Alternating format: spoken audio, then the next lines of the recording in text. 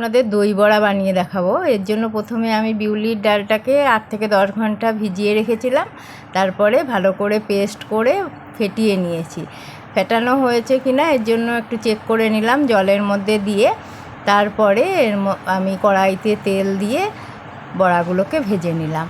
এরপরে বড়াগুলোকে আমি একটা নুন জলের মধ্যে ভিজিয়ে রাখলাম আধা ঘন্টার মতন। এরপরে আমি দুটো চাটনি বানিয়ে নিলাম। একটা দই দিয়ে, দইয়ের মধ্যে একটু নুন চিনি দিয়ে ভালো করে ফেটিয়ে নিলাম।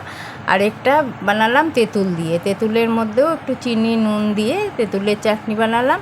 এরপরে বড়াগুলোকে আমি জল থেকে চিপে তুলে নিলাম। এরপরে দিয়ে দিলাম দই, তারপরে দিয়ে দিলাম তেঁতুলের চাটনি, এরপরে দিয়ে দিলাম ভাজা মশলার গুঁড়ো, এরপরে দিয়ে দিলাম সস, তার উপরে ভুজিয়া দিয়ে দারুণ টেস্টের দই বড়া বানিয়ে নিলাম। অবশ্যই ট্রাই করে দেখবেন, খেতে কিন্তু দারুণ লাগে।